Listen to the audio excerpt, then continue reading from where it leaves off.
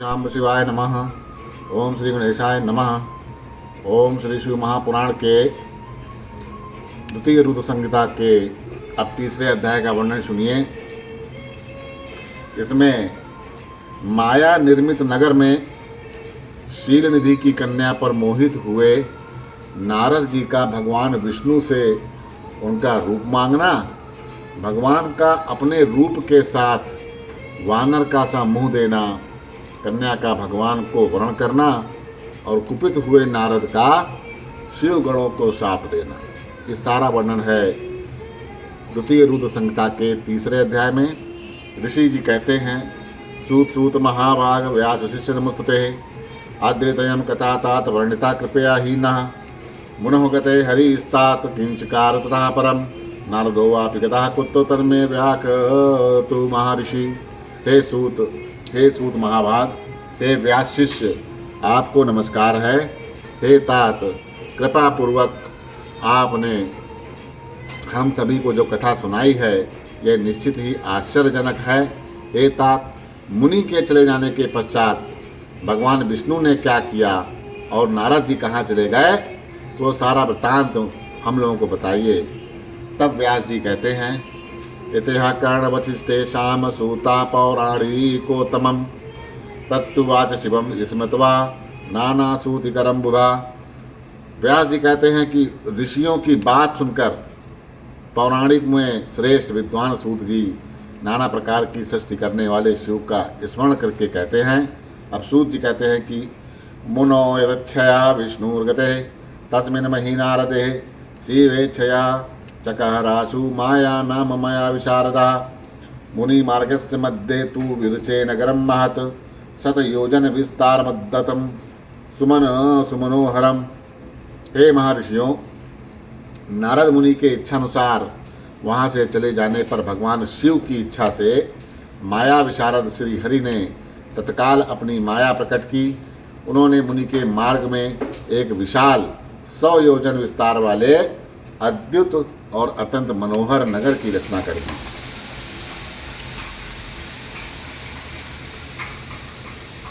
स्वालोक आरिदकं रम्यं नाना वस्तु विराजितं नर नारी विहारड्यम चतुर्वर्णाकुरम परम। भगवान ने उसे अपने वैकुंठ लोक से भी अधिक सुंदर और रमणीय बना दिया। नाना प्रकार की वस्तुएं उस नगर की शोभा बढ़ाती थीं। वहाँ स्त्रियां और पुरुषों के लिए बहुत सारे विहार स्थल थे। वह नगर चारों वर्णों के लोगों से युक्त था।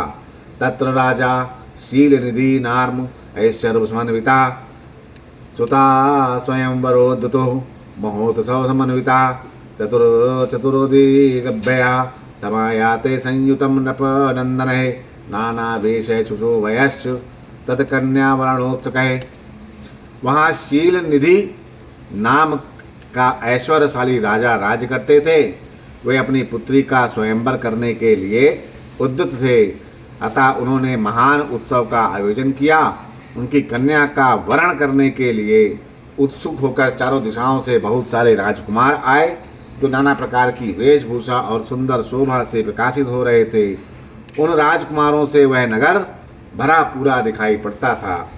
एतादृशं पुरं दृष्ट्वा मोहं प्रत्यो यत नारदा कौतुकी तन्नपदारम जगाम मदनयदता। ऐसे राजनगर को देख राजा ये नारद जी मोहित हो गए। वे कौतुकी कामशक्त नारद राजा शील निधि के द्वार पर गए। आगतम मुनिवर्रतम दृष्ट्वा शील निर्धनप उपवेश्याचार्यान् चक्रे रत्न सिंहासने वरे। मुनि श्रेष्ठ नारद को आया देखकर राजा शील निधि ने श्रेष्ठ रत्नमय सिंहासन पर बैठाकर उनका पूजन किया। अत राजा स्वातनया नाम नामतः श्रीमती वराम नारदस्य समानीह पादयो संपातयतः। उसके पश्चात राजा ने श्रीमती नामक अपनी सुंदरी कन्या को बुलाकर उसे नारद जी के चरणों में प्रणाम करवाया। तत्कन्या नाम प्रेक्षा सा मुनि नारदम प्राह विस्मिता केयम राज महाभागा कन्या सुरसोत्पमा। उस कन्या को देखकर नारद मुनि चकित हो गए और बोले, हे राजन, यह देव कन्या के समान सुंदरी और महाभाग्यशाली कन्या कौन है? तत्वादचनम श्रोत्वा राजा प्राह कृतांजलि। दूहिते ममाम मुने श्रीमती नाम नामता। उनकी ये बात सुनकर राजा ने हाथ जोड़कर कहा कि हे मुने, यह मेरी पुत्री है, इसका नाम श्रीमती है। प्रधान समयम प्राप्ता वरमन्वेषति शुभम सा स्वयंवरम संप्राप्ता सर्वलक्षण लक्षिता। अब उसके विवाह का समय आ गया। यह अपने लिए सुंदर वर चुनने के लिए निमित्त स्वयंवर में जाने वाली है। इसमें सब प्रकार के शुभ लक्षण लक्षित हैं। अस्या भाग्यम वद मुने सर्वजात कामरात कीदृशम तनेयम में वर्मास्या पति तदा।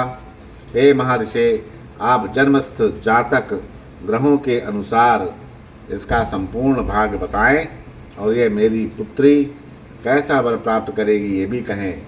यदि युक्तो मुनि शार्दुल स्तमावुच्छि काम विहला समाभाष्य सा राजनम नारदो वाक्यम ब्रवीत। राजा के इस प्रकार पूछने पर काम से विहल हुए मुनि श्रेष्ठ नारद उस कन्या को प्राप्त करने की इच्छा मन में लिए राजा को संबोधित करके ये वाक्य कहते हैं। सुतेयम तब भूपाल सर्वलक्षण लक्षिता महाभागवती धन्या लक्ष्मी रिपुगुणालया सर्वेश्वरो जितो वीरो गिरीशादशो विभु अस्या पतिर्धुवम भावी कामजित सुरसत्तमम। हे भूपाल, आपकी पुत्री समस्त शुभ लक्षणों से संपन्न, परम सौभाग्यवती, धन्य और साक्षात लक्ष्मी की भांति समस्त गुणों की आगार है। इसका पति निश्चय ही भगवान शंकर के समान वैभवशाली सर्वेश्वर, किसी से पराजित न होने वाला वीर, काम विजयी और संपूर्ण देवताओं में श्रेष्ठ होगा। इति युक्तवा नपमामत्र ययो यादृचको मुनि बाबू काम विवशः शिव माया विमोहिता। ऐसा कहकर राजा से विदा लेकर इच्छानुसार विचरने वाले नारद मुनि वहाँ से चले गए। वे काम के वशीभूत हो गए। शिव की माया ने उन्हें विशेष मोह में डाल दिया।